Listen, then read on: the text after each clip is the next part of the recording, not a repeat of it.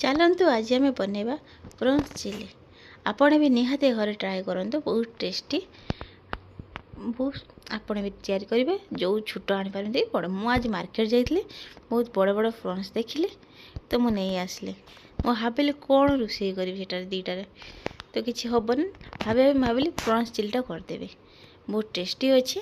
आप फास्ट खोला छड़ेबे, दीटा गुड़ जो फास्ट गुड़ भांगीदेवे, भांगी सारापर ऊपर कभर जो अच्छे से छड़े सारापर आपण मुंडटा को काटिकी बाहर करदेवे। किसी पकेबार ना मुंड। तो आम एबे छोट छोट धोईदेवे, धोई दी सारापर आपड़ छोट छोट पीस रे, बेसी भी छोट करेंगे ना, मुझे टाइप काटुची से टाइप छोट छोट राउंड राउंड टाइप काटे। काटी सारापर आप गोटे जगार रखीदे। रखी सारापर आपड़ से गोटे अंडा ने, अंडाटे केसर ने तार पकेबे। केसर दरकार किसी ना, केसर काढ़ीदेवे। अंडा पकई सारापर कॉर्नफ्लोर मुझे 3 चामच पकई। ब्लैक पेपर पाउडर पकेबा। आम टेस्ट अनुसार क्वांटिटी अनुसार ब्लैक पेपर पाउडर पकेबे। तापर लुण पकेबे, जीक क्वांटिटी अनुसार आम लुण पकेबा, बेसी भी लुण पकेबेनी। हल्दी पाउडर कम पकई, अदा रसुण पेस्ट भी टे पकेबे।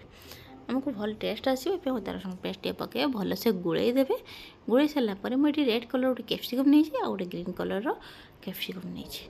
आपड़ स्क्वायर साइज रे, मीडियम साइज रे, स्क्वायर साइज मीडियम साइज रे काटिए। बेसी बड़ करेंगे, छोट करेंगे, जमी टेस्ट अनुसार चिंगुड़ी जमी साइज रे काटते से अनुसार टी बड़ करेंगे आप काटे। मुझे ग्रीन कलर कैप्सिकम टे काटुची।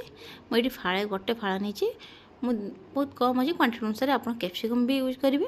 तब मुझे 2टी पियाज नहीं, 2टी पियाज को आम स्क्वायर स्क्वायर काटिबा। काटी सारापर कुट कुट करके खोलदेवा। खोलदेले हमको सुविधा हम। तब मुझे रसुण को छोट छोट चॉप पूरा काटी, छोट छोट करदे, पूरा चॉप करदे। अदा को ये अलरेडी काटी छोट छोट करके गोले गोटे पैन बसैले कम ऑयल फ्राए करेंगे। बेसी भी ऑयल ने, कम ऑयल फ्राए करेंगे। भल से फ्राए हो सारापर मीडियम फ्लेम देवे, भल से फ्राए करेंगे। फ्राए हो सारापर आप गोटे जगह को काढ़ीदेवे।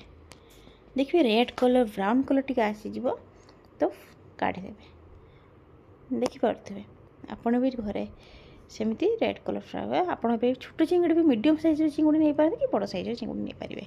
एमती सब छोट करके फ्राए करेंगे, गोटे जगह को काढ़ी नेबे।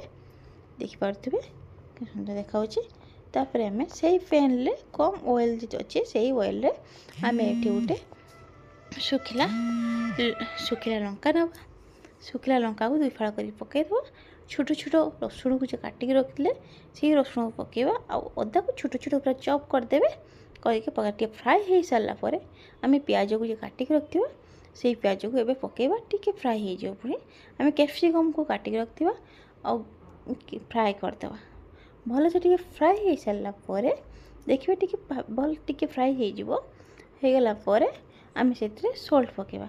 क्वांटिटी अनुसार टेस्ट अनुसार आप सॉल्ट पकेबे, बेसी भी पकेबे नहीं, लुण हो तो क्वांटिटी अनुसार आप पकेबे। भल से टी मरीगला आपड़ से चिली पाउडर पकेबे। जदि अधिका टी राग खाऊे तो टी चिली पाउडर अधिका पकेबे।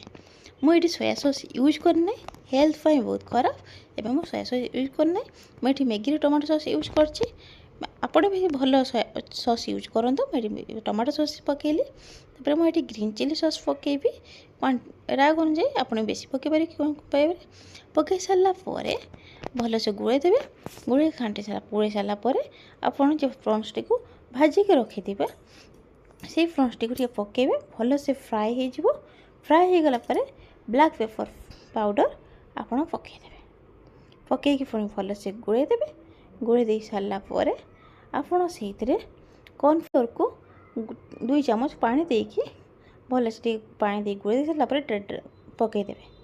पकई दे सारापर गोलेबे। घाटिला टी ड्राए हो आसो। ड्राए हो सारापर धनिया पत्र पकईदेवे। पकई दे सारापर आपणकर रेडी हो गला प्रॉन्स चिली। आपन भी घरे ट्राए करंतु और टेस्ट करंतु केमिति लागुछु कमेंट रे निहाती कहबे। और लाइक शेयर सब्सक्राइब करदेवे। जदि किछि खराब हेतियो निहाती कमेंट रे कहबे। Thank you.